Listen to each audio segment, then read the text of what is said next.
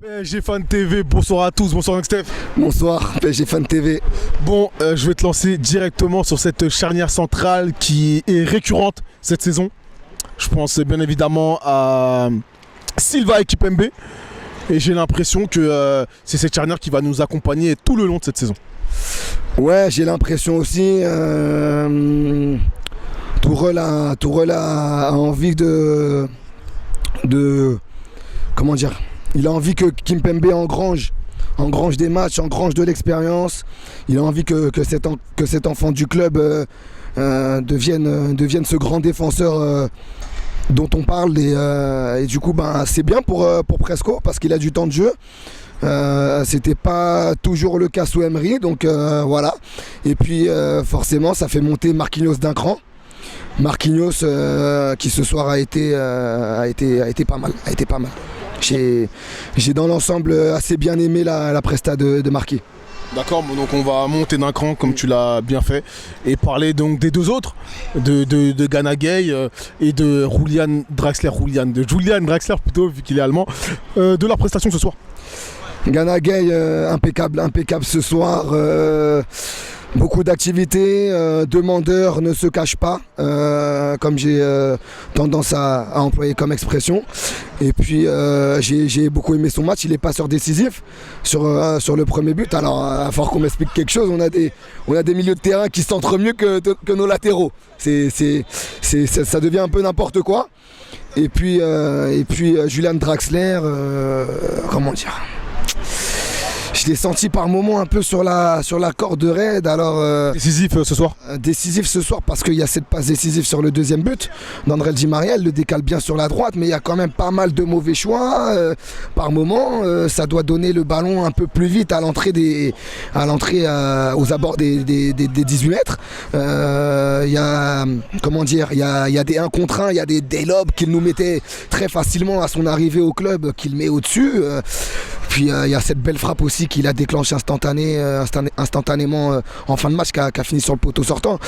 Mais comment dire, en fait je reste sur ma faim par rapport à la presta de Draxler. Alors il avait fait un très bon match contre Brest, un bon match de reprise. Ce soir son match n'est pas à jeter. Voilà, c'est un 6,5 sur 10 là, si je devais le noter, tu vois, c'est un 6,5 sur 10. Il y a des choses encourageantes, d'autres qui me font pas trop plaisir, mais après voilà, je vais me dire que le gars est en phase de reprise surtout et que voilà, mais il avait une blessure qui nous était inconnue jusqu'ici dans le monde du foot, qui je pense était délicate à soigner parce que tes pieds t'en as toujours besoin en fait. Est-ce que tu penses qu'au Paris Saint-Germain on n'a pas connu le meilleur Draxler? Je pense qu'on l'a connu déjà les 6 premiers mois quand il est arrivé au club. Je pense que clairement c'est la saison de la dernière chance pour Julian Draxler. Il faut qu'il nous montre cette saison. Alors je sais, il y aura des matchs, ça va pas toujours être son poste de prédilection, mais il va falloir qu'il nous montre qu'il en a dans le pantalon. Voilà, je veux bien, il y a cette circonstance atténuante, comme je t'ai dit, des fois il va pas être aligné à son poste. Voilà, on sait tous, c'est un numéro 10 de base, voire même ailier gauche. Mais là, c'est relayeur parce que devant on a des garçons qui en termes de football sont au-dessus pour moi.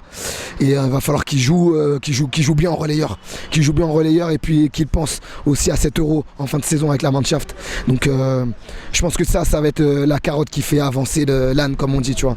Donc ouais, je pense que Julian Draxler devrait, en tout cas s'il n'est pas bête, garder cet objectif de l'Euro en vue avec la Mannschaft et nous offrir de belles prestations. En tout cas, voilà, je pense que ouais.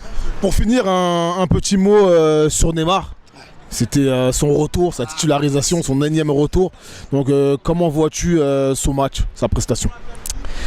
Alors, Neymar Junior, ce soir, combien de minutes de jeu en tout? 64, 65. Première fois, je crois qu'il sort aussitôt dans un match avec le Paris Saint-Germain. Pas content d'ailleurs. Pas content. On peut aussi le comprendre, hein, quand on sait le joueur énorme qu'il est. Phase de reprise à ne pas négliger. A fait les 2 semaines de trêve avec nous au camp des loges. Rien à se mettre sous la dent. Manque de rythme. On a senti là qu'il manquait beaucoup de rythme. les accélérations, elles n'étaient pas toujours placées au bon moment, pas toujours déclenchées au bon moment, les ballons pas suffisamment attaqués pour ensuite partir comme on le connaît en contrôle orienté. Et Tu passes dans l'entrejeu tout de même. fouler vers l'avant. Franchement, Neymar ce soir, transparent, sincèrement, il m'a pas montré grand chose, il m'a pas mis en lumière, il nous a pas mis en lumière hein. Ce soir.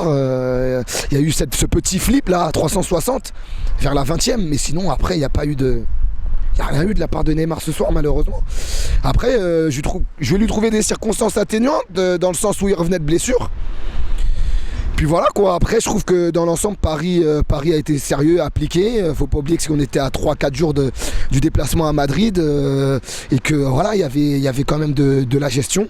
L'important surtout ce soir c'était qu'on n'ait pas de blessés. C'est chose faite. Donc pour moi c'est une bonne soirée, on n'a pas eu de blessés, c'est une bonne soirée. La saison est longue, on a des objectifs, faut pas les perdre de vue. 2-0, ok, on aurait voulu plus, mais on prend. Merci à toi. 2 novembre, on prend. Et un petit mot, parce qu'il a joué chez nous, sous Emery, il n'avait pas beaucoup de temps de jeu. Je connais son papa, je l'ai rencontré une fois au camp des loges, j'avais un match de la CFA à l'époque. Nani Tamo, Jonathan il connaît. T'as fait un très bon match ce soir. Applaudi par le parc à ta sortie. Je pense que lui, en fin de saison, il quitte la Ligue 1. Il m'a fait kiffer. Et voilà, c'est rare que je parle des adversaires, mais vraiment, il connaît là ce soir la Jorko. Je m'a fait kiffer de fou. Voilà. Bonne soirée. Bonne soirée.